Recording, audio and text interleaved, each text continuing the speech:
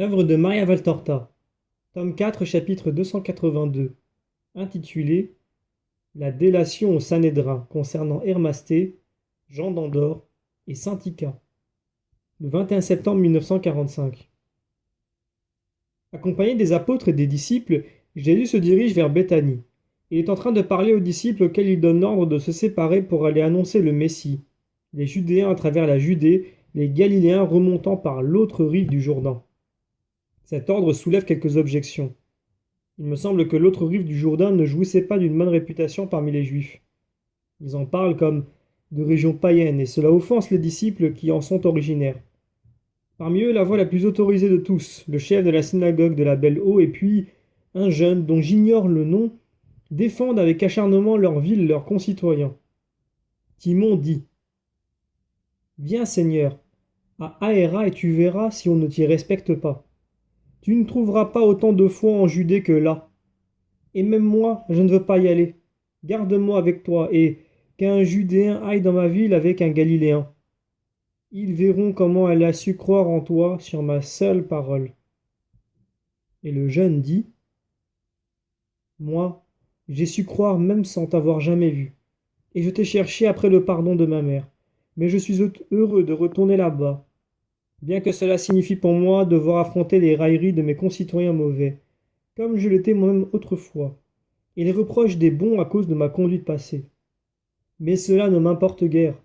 Je te prêcherai par mon exemple. Tu as bien parlé. Tu feras comme tu as dit, et puis je viendrai. Toi aussi, Timon, tu as bien parlé. Hermas ira donc avec Abel de Bethléem de Galilée pour m'annoncer à Aéra. Alors que toi, Timon, tu resteras avec moi. Toutefois, je ne veux pas de ces discussions. Vous n'êtes plus des Judéens ou des Galiléens. Vous êtes les disciples. Cela suffit. Le nom et la mission vous mettent au même rang pour ce qui est de la région, de la catégorie, de tout. Il n'y a qu'une seule chose où vous puissiez vous distinguer, c'est la sainteté. Elle sera individuelle et proportionnée à ce que chacun saura atteindre. Mais moi, je voudrais que vous arriviez tous au même degré, la perfection. Voyez-vous les apôtres, ils étaient comme vous, séparés par l'origine ou autre chose. Aujourd'hui, après plus d'un an de formation, ils sont uniquement les apôtres. Faites de même, et comme parmi vous, le prêtre est à côté de l'ancien pécheur et le riche à côté de celui qui autrefois mendiait, le jeune à côté du vieillard, faites en sorte de supprimer la séparation d'appartenir à telle ou telle région. Vous avez une seule patrie désormais, le ciel, parce que vous vous êtes mis volontairement sur le chemin du ciel. Ne donnez jamais à mes ennemis l'impression d'être ennemis entre vous. L'ennemi, c'est le péché, pas autre chose. Ils avancent un moment en silence, puis Étienne s'approche du maître et murmure: Je devrais te raconter quelque chose. J'espérais que tu allais me le demander, mais tu ne l'as pas fait. Hier, Gamaliel m'a parlé. Je l'ai vu. Tu ne me demandes pas ce qu'il m'a dit? J'attends que tu me le relates, car un bon disciple n'a pas de secret pour son maître. Gamaliel, maître, viens quelques mètres en avant avec moi. Oui, allons. Mais tu pouvais parler dans la présence de tous. Il s'éloigne de quelques mètres. Étienne dit en rougissant: Je dois te donner un conseil. Maître, pardonne-moi. S'il est bon, je l'accepterai. Parle donc. Maître, au Sanhédrin, on sait tout, tôt ou tard. C'est une institution qui a 1000 yeux et 100 ramifications. Il pénètre partout, il voit tout, il entend tout. Il a davantage d'informateurs qu'il n'y a de briques dans les murs du temple. Beaucoup vivent comme cela, en faisant de l'espionnage. Termine donc. C'est la vérité, je le sais. Eh bien, qu'est-ce qu'on a dit de plus ou moins vrai au Sanhédrin? On a dit tout. J'ignore comment ils peuvent savoir certaines choses. Je ne sais pas non plus si elles sont vraies, mais je te rapporte textuellement ce que m'a confié Gamaliel. Recommande au maître de faire circoncire Hermasté ou de l'éloigner pour toujours. Il n'y a rien à ajouter. En effet, il ne faut rien ajouter. Premièrement parce que c'est justement je vais à Béthanie. Pour cela. et j'y resterai jusqu'à ce que Hermasté puisse voyager de nouveau. En second lieu, parce qu'aucune justification ne pourrait faire tomber les préventions et les réserves de Gamaliel, scandalisé par le fait que j'ai avec moi un incirconcis corporellement. Oh, s'il regardait autour de lui et en lui, que d'incirconcis en Israël. Mais Gamaliel, c'est le parfait représentant du vieil Israël. Il n'est pas mauvais, mais regarde ce caillou. Je pourrais le briser, mais non le rendre malléable. Ainsi en est-il de lui. Il faudra l'écraser pour le recomposer, et je le ferai. Tu veux combattre Gamaliel? Prends garde, il est puissant. Le combattre? Comme si c'était un ennemi? Non. Au lieu de le combattre, je vais l'aimer en satisfaisant l'un de ses désirs à cause de son cerveau momifié, et je répandrai sur lui un baume qui le désagréera pour le refaire différent. Je prierai moi aussi pour que cela arrive, parce que je l'aime bien. Est-ce que j'ai fait mal? Non. Tu dois l'aimer en priant pour lui, et tu le feras. C'est certain. C'est même toi qui m'aideras à composer le baume. Cependant, tu diras à Gamaliel, pour qu'il se tranquillise, que j'ai déjà tout prévu pour Hermasté et que je le remercie de son conseil. Nous voici à Béthanie. Arrêtons-nous ici pour que je vous bénisse tous, parce que c'est là que nous allons nous séparer. Et s'étant réunis au groupe nombreux des apôtres mêlés aux disciples, il les bénit et les congédie tous, sauf Hermasté, Jean d'Andorre et Timon.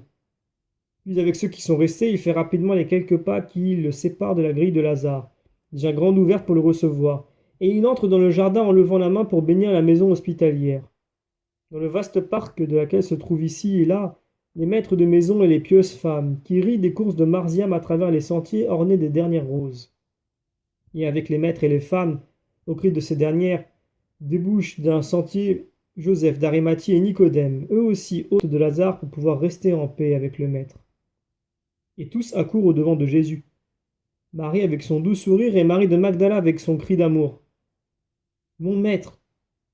Et Lazare qui boite et les deux solennels membres de Sanhédrin, et en queue les pieuses femmes de Jérusalem et de Galilée, visage ridé et visage lisse des jeunes femmes, visage virginal, doux, comme celui d'un ange d'Analia, qui rougit en saluant le maître. Saint-Ica n'est pas ici? Demande Jésus après les premières salutations. Elle est avec Sarah, Marcel et Noémie en train de préparer les tables. Mais les voilà qui arrivent. Et en effet arrivent avec la vieille Esther de Jeanne, deux visages marqués par l'âge et les souffrances passées, au milieu de deux autres visages sereins et différents pour la race et un je ne sais quoi qui la distingue de tout. Des visages sévères et pourtant lumineux de paix de la grecque. Je ne pourrais pas la considérer comme une véritable beauté, mais ses yeux d'un noir adouci par des nuances d'indigo foncé sous un front haut et plein de noblesse attirent l'attention plus encore que son corps, qui est assurément plus beau que son visage. Un corps mince sans être maigre, bien proportionné, avec une démarche et des mouvements harmonieux. Mais c'est le regard qui accroche l'intérêt. Ce regard intelligent, ouvert, profond, qui semble aspirer le monde et en faire le tri, retenir ce qui est bon, utile, sain, et repousser ce qui est mauvais. Ce regard sincère qui se laisse fouiller jusque dans ses profondeurs et dont l'âme ressort pour scruter ce qui l'environne. S'il est vrai que le regard permet de connaître une personne, je peux dire que Saint-Ica est une femme au jugement sûr, aux pensées fermes et honnêtes. Elle s'agenouille elle aussi avec les autres, et attend pour se relever que le maître l'ordonne. Jésus s'avance à travers le vert jardin jusqu'au portique qui précède la maison, puis il pénètre dans une salle où les serviteurs sont prêts à offrir des rafraîchissements et à aider ceux qui arrivent à faire les purifications qui précèdent le repas. Alors que toutes les femmes se retirent, Jésus reste avec les apôtres dans la salle, tandis que Jean d'Andorre s'en va avec Hermasté dans la maison de Simon le Zélote pour déposer les sacs dont ils sont chargés. Ce jeune homme qui est parti avec Jean le borgne, c'est le Philistin, que tu as accepté? Demande Joseph. Oui, Joseph. Comment fais-tu pour le savoir? Maître, Nicodème et moi, nous nous demandions depuis quelques jours comment nous pouvions le savoir et comment les autres du temple peuvent malheureusement le savoir. Mais ce qui est certain, c'est que nous sommes au courant. Avant la fête des tentes, à la séance qui précède toujours la fête, certains pharisiens ont dit savoir avec exactitude qu'à tes disciples, outre Lazare, les pécheresses connues et inconnues et les publicains, pardon Matthieu, et les anciens galériens s'étaient joints un Philistin incirconcis et une païenne. Pour ce qui est de la païenne, qui est certainement Syntycha, on comprend que l'on puisse le savoir ou, du moins le deviner.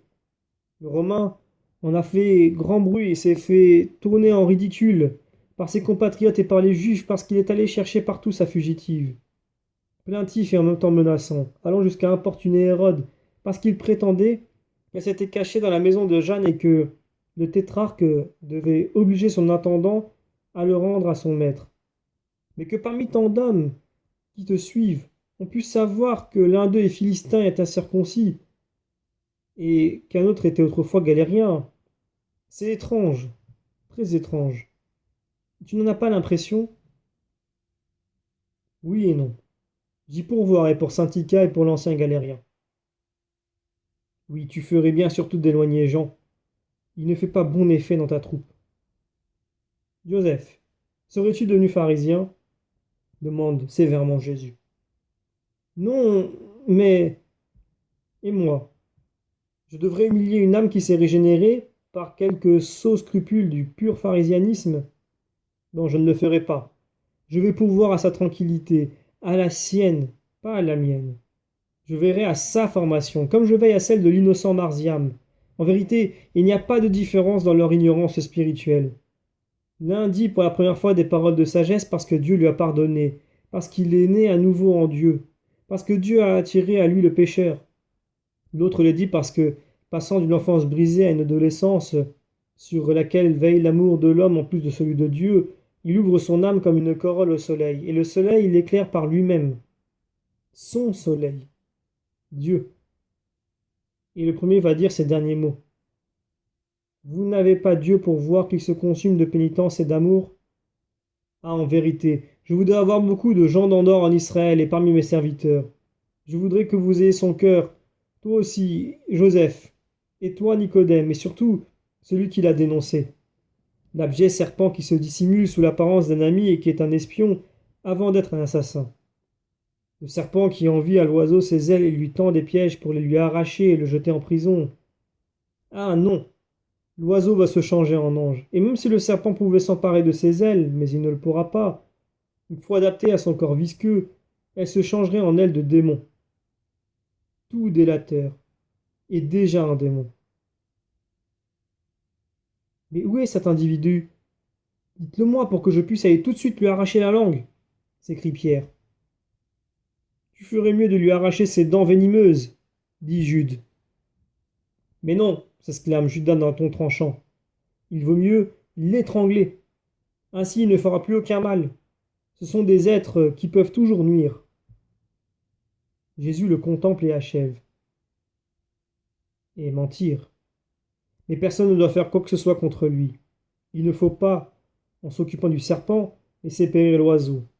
En ce qui concerne Hermasté, je vais rester ici, précisément dans la maison de Lazare, pour la circoncision d'Hermasté qui embrasse la religion sainte de notre peuple par amour pour moi et pour éviter des persécutions de la part de petits esprits juifs. Ce n'est qu'un passage des ténèbres à la lumière, et il n'est pas nécessaire pour que la lumière vienne dans un cœur. Mais je le permets pour calmer les susceptibilités d'Israël et pour montrer la volonté réelle du Philistin d'arriver à Dieu. Mais je vous le dis, dans le temps du Christ, ce n'est pas nécessaire pour appartenir à Dieu. Il suffit d'avoir la volonté et l'amour. Il suffit d'avoir la rectitude de la conscience.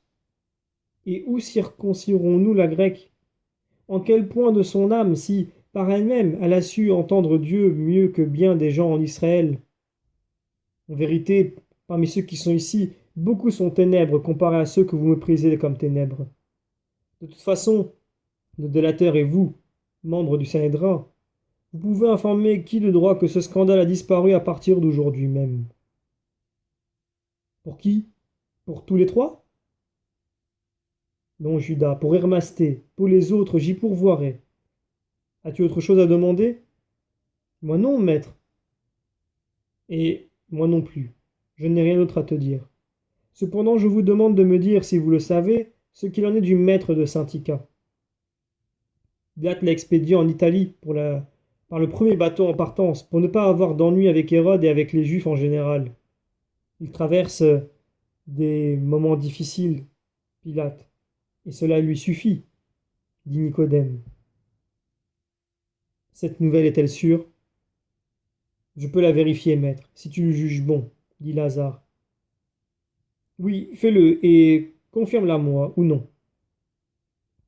Mais chez moi, Syntycha est tout à fait en sûreté. Je le sais. Israël aussi protège l'esclave fugitive contre un maître étranger et cruel. Mais je veux le savoir. Et moi, je voudrais savoir quel est le délateur, l'informateur, le gracieux espion des pharisiens. Qui sont ces pharisiens dénonciateurs? On peut le savoir et je veux le savoir. Je veux connaître les noms des pharisiens et de leur ville. Je parle des pharisiens qui ont fait le joli travail d'informer grâce à la trahison préalable de l'un de nous, car nous sommes les seuls à savoir certaines choses. Nous les disciples, anciens et nouveaux, le joli travail d'informer le Sanhédrin sur les actes du Maître. Ces faits sont exacts.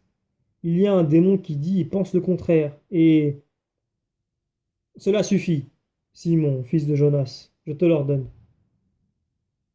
Et moi j'obéis, même si l'effort que je fais me fait éclater les veines du cœur. Mais en attendant, le charme de cette journée est parti. Non, pourquoi? Y a-t-il quelque chose de changé entre nous? Alors, ô mon Simon, viens ici près de moi, et parlons de ce qui est bon. On vient nous dire que le repas est servi, maître, dit Lazare. Alors, allons-y.